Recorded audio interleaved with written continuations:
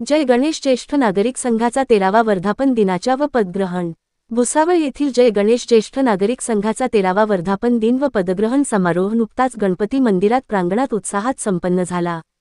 कार्यक्रमाचे अध्यक्षस्थानी उमेश भाऊ नेमाडे होते, तर प्रमुख अतिथी म्हणून उपविभागीय अधिकारी जितेंद्र पाटील साहेब, उपविभागीय पोलीस अधिकारी कृष्णांत पिंगळे साहेब, जय गणेश संघाचे माजी अध्यक्ष आर बावस्कर, संघाच्या नूतन अध्यक्षा डॉक्टर सुधा खराटे, गणेश फेगडे आदी मान्यवर उपस्थित होते।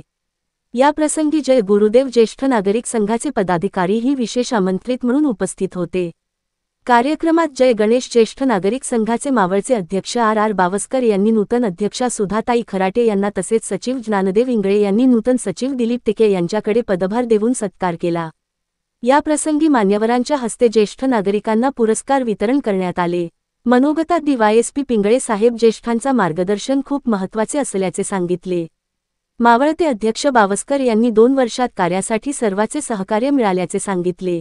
प्रांत अधिकारी जितेंद्र पाटील ज्येष्ठासाठी कायदा याविषयी मार्गदर्शन केले, तर सुधाताई खराटे कार्यासाठी सर्वांचे सहकार्य आवश्यक असल्याचे प्रतिपादन केले।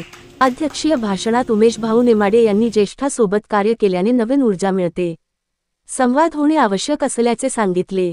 कार्यक्रमाचे प्रास्ताविक ज्ञानदेव इंगळे यांनी केले, तर सूत्रसंचालन दिनकर जावळे यांनी केले। आभार पोपटराव पाटील यांनी मानले। कार्यक्रम यशस्वीतेसाठी जय गणेश ज्येष्ठ नागरिक संघाचे सदस्य यांनी परिश्रम घेतले। मनोहर लोणे, दिव्या महाराष्ट्र न्यूज, भुसावळ। ऑर्डर करतात, त्यानंतर तो पिझ्झा खातात, बर्गर खातात वगैरे वगैरे अशा पद्धतीच्या गोष्टी आपण ती जी छोटी छोटी नातवंड आहेत त्या नातवंडांची आपण चर्चा करत असतो। थोडासा कम्युनिकेशन गॅप आहे, की गॅप जो आहे तो कम्युनिकेशन गॅप थोडासा बाजूला ठेवून या पिढीला पण थोडंसं स्वीकारण्याचा आपण प्रयत्न करूया। जे चुकीचं आहे ते चुकीचंच आहे, त्यात काही शंका नाही, अजिबात म्हणजे अजिबात काही शंका नाही। ज्या चुकीच्या गोष्टी संस्कारशीलता नक्की आपण त्यांच्यावर बिंबवण्याचा प्रयत्न करूया। मात्र अनेक वेळा चिडचिड होत असते, ती चिडचिड दूर करण्याचा प्रयत्न करूया। आयुष्याचं पहिलं तीर आहे, आयुष्याचा पहिलं तीर आहे।